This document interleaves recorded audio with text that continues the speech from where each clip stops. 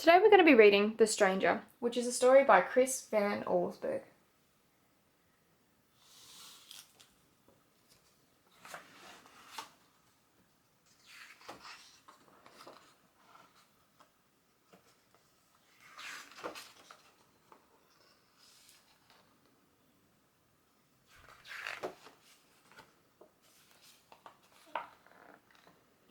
It was the time of year Farmer Bailey liked best, when summer turned to fall.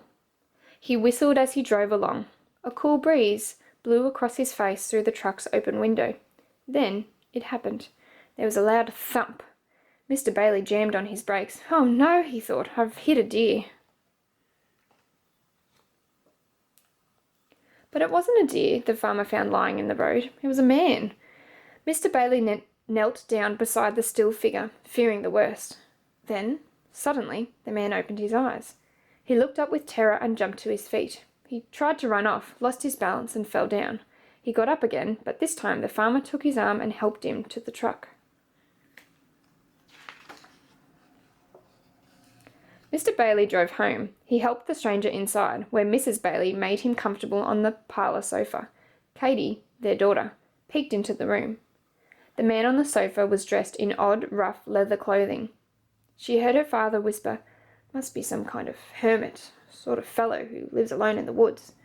The stranger didn't seem to understand the questions Mr. Bailey asked him. "I don't think," whispered Mrs. Bailey, "he knows how to talk." Mr. Bailey called the doctor, who came and listened to the stranger's heart, felt his bones, looked in his eyes and took his temperature. He decided the man had lost his memory. There was a bump on the back of his head. "In a few days," the doctor said, "he should remember who he is and where he's from."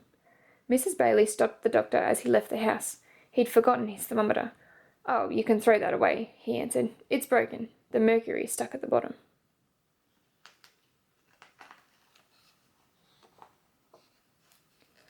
Mr. Bailey lent the stranger some clean clothes. The fellow seemed confused about buttonholes and buttons.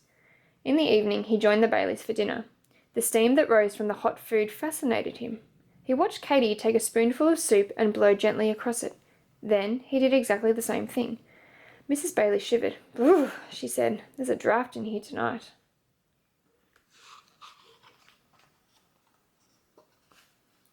The next morning, Katie watched the stranger from her bedroom window. He walked across the yard toward two rabbits. Instead of running into the woods, the rabbits took a hop in his direction. He picked one of them up and stroked its ears, then set it down. The rabbits hopped away, then stopped and looked back, as if they expected the stranger to follow. When Katie's father went into the fields that day, the stranger shyly tagged along. Mr. Bailey gave him a pitchfork and, with a little practice, he learned to use it well. They worked hard. Occasionally, Mr. Bailey would have to stop and rest, but the stranger never tired. He didn't even sweat. That evening, Katie sat with the stranger, watching the setting sun. High above them, a flock of geese, in perfect V formation, flew south on the trip that they made every fall. The stranger could not take his eyes off the birds. He stared at them like a man who'd been hypnotized.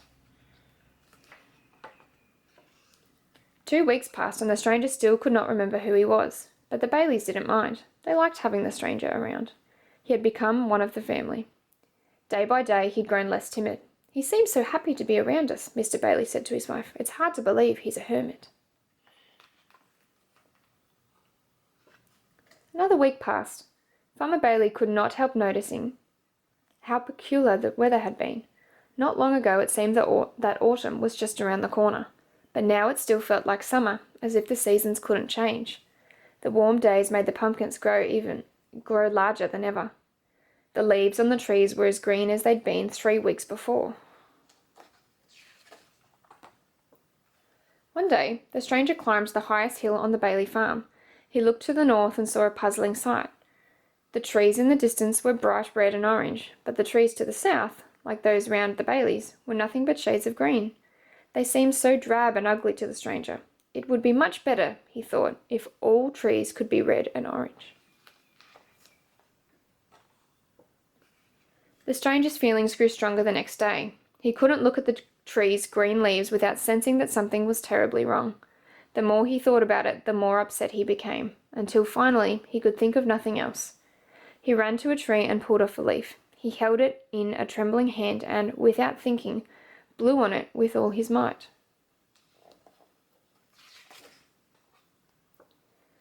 At dinner that evening, the stranger appeared dressed in his old leather clothes.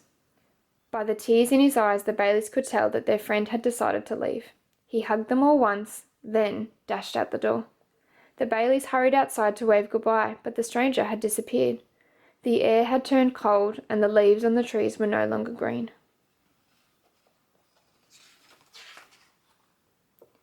Every autumn since the stranger's visit, the same thing happens at the Baileys' farm. The trees that surround it stay green for a week after the trees to the north have turned. Then, overnight, they change their colour to the brightest of any tree around. And etched in frost on the farmhouse windows are words that simply say, "See you next fall."